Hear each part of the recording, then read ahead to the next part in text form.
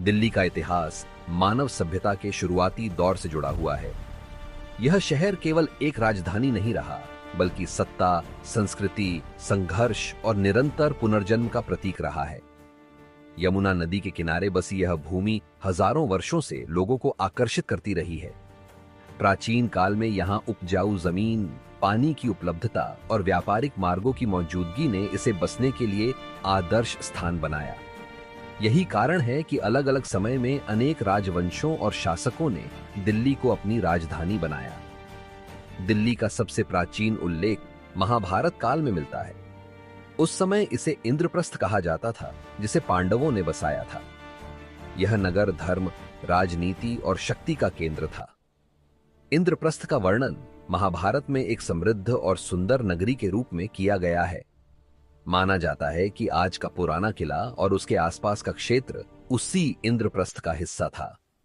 महाभारत युद्ध के बाद यह क्षेत्र धीरे धीरे अपने पुराने वैभव को खो बैठा, लेकिन पूरी तरह उजड़ा नहीं। मौर्य काल में दिल्ली मौर्य साम्राज्य का हिस्सा बनी। सम्राट चंद्रगुप्त मौर्य और अशोक के शासनकाल में यहां प्रशासनिक व्यवस्था मजबूत हुई। अशोक के समय बौद्ध धर्म का प्रभाव इस क्षेत्र में फैलने लगा। इसके बाद शुंग, कुषाण और गुप्त वंशों का शासन आया। गुप्त काल को भारत का स्वर्ण युग कहा जाता है और इस समय दिल्ली के आसपास कला, विज्ञान, धातुकर्म और स्थापत्य में उल्लेखनीय प्रगति हुई। मेहरौली में स्थित लौह स्तंभ इसी काल की उन्नत धातु तकनीक का उदाहरण माना जाता है।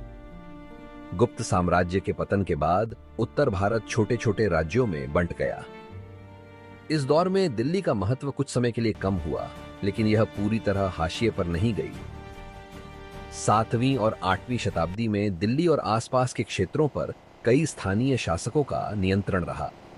धीरे धीरे राजपूत शक्ति उभर कर सामने आई। तोमर राजपूतों ने दिल्ली को फिर से संगठित किया। राजा अनंगपाल तोमर ने लाल कोट का निर्माण कराया, जिसे दिल्ली का पहला मजबूत किला माना जाता है। बाद में चौहान वंश के पृथ्वीराज चौहान ने लाल कोट का विस्तार कर किला राय पिथौरा बनाया। राजपूत काल में दिल्ली एक महत्वपूर्ण सैन्य और राजनीतिक केंद्र बन चुकी थी। पृथ्वीराज चौहान और मोहम्मद गौरी के बीच हुए युद्धों ने दिल्ली के भविष्य की दिशा बदल दी। 1182 ईस्वी में तराइन के दूसरे युद्ध में पृथ्वीराज की हार के बाद दिल्ली में मुस्लिम शासन की नींव पड़ी। इसके साथ ही उत्तर भारत के इतिहास में एक नया अध्याय शुरू हुआ। दिल्ली सल्तनत का काल लगभग 300 वर्षों तक चला। कुतुबुद्दीन ऐबक ने गुलाम वंश की स्थापना की और दिल्ली को अपनी राजधानी बनाया। उसी समय कुतुब मीनार का निर्माण शुरू हुआ, जो आज भी दिल्ली की पहचान है। इल्तुतमिश ने सल्तनत को मजबूत किया और दिल्ली को एक संगठित प्रशासनिक राजधानी का रूप दिया। रजिया सुल्तान भारत की पहली महिला शासक बनी और दिल्ली की गद्दी पर बैठी, जो उस समय के समाज के लिए असाधारण घटना थी। खिलजी वंश के शासन में दिल्ली का क्षेत्र और प्रभाव काफी बढ़ा। अलाउद्दीन खिलजी ने मंगोल आक्रमणों को रोका और बाजार नियंत्रण जैसी नीतियां लागू की। उसने सिरी नामक नई नगरी बसाई, जिससे दिल्ली कई शहरों का समूह बनने लगी। तुगलक वंश के समय दिल्ली में भव्य किलों और शहरों का निर्माण हुआ। तुगलकाबाद एक विशाल किलेबंद नगर था। फिरोज शाह तुगलक ने नहरें, मस्जिदें और शिक्षण संस्थान बनवाए। हालांकि मोहम्मद बिन तुगलक के कुछ फैसले, जैसे राजधानी को दौलताबाद ले जाना, दिल्ली के लिए कठिनाइयां लेकर आए। इसके बाद सैयद और लोदी वंश का काल आया। इस समय दिल्ली की राजनीतिक शक्ति कमजोर हो चुकी थी, लेकिन यह सांस्कृतिक और प्रशासनिक केंद्र बनी रही। लोदी काल में कई सुंदर मकबरे और बाग बनाए गए, जो आज भी दिल्ली की वास्तुकला की पहचान है। 1526 में पानीपत के पहले युद्ध में बाबर ने इब्राहिम लोदी को हराकर मुगल साम्राज्य की स्थापना की। मुगल काल में दिल्ली ने अभूतपूर्व वैभव देखा। बाबर और हुमायूं के बाद अकबर ने साम्राज्य को मजबूत किया। हालांकि अकबर की राजधानी अक्सर आगरा रही, लेकिन दिल्ली का महत्व बना रहा। जहांगीर और शाहजहां के समय दिल्ली कला, संस्कृति और प्रशासन का केंद्र बन गई। शाहजहां ने शाहजहानाबाद बसाया, जिसमें लाल किला और जामा मस्जिद जैसे भव्य निर्माण शामिल थे। यह शहर दुनिया के सबसे सुंदर शहरों में गिना जाने लगा। मुगल काल में दिल्ली साहित्य, संगीत, चित्रकला और सूफी परंपराओं का केंद्र बनी।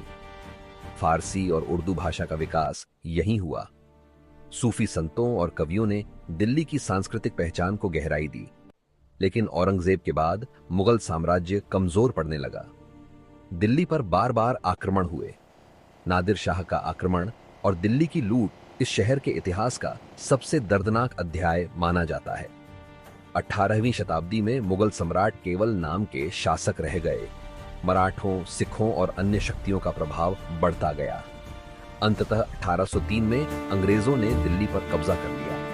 मुगल बादशाह को लाल किले तक सीमित कर दिया गया। 1857 की क्रांति में दिल्ली एक बार फिर संघर्ष का केंद्र बनी। बहादुर शाह जफर को विद्रोह का प्रतीक बनाया गया, लेकिन विद्रोह असफल रहा। इसके बाद अंग्रेजों ने मुगल शासन का पूरी तरह अंत कर दिया। ब्रिटिश काल में दिल्ली का स्वरूप फिर बदला। 1911 में इसे भारत की राजधानी घोषित किया गया। नई दिल्ली का निर्माण हुआ, जो ब्रिटिश सत्ता और आधुनिक शहरी योजना का प्रतीक थी। 1947 में आजादी और विभाजन के समय दिल्ली ने गहरे घाव झेले। लाखों शरणार्थियों के आने से शहर का जनसांख्यिकीय और सांस्कृतिक स्वरूप बदल गया। स्वतंत्र भारत में दिल्ली देश की राजनीतिक, प्रशासनिक और कूटनीतिक राजधानी बनी।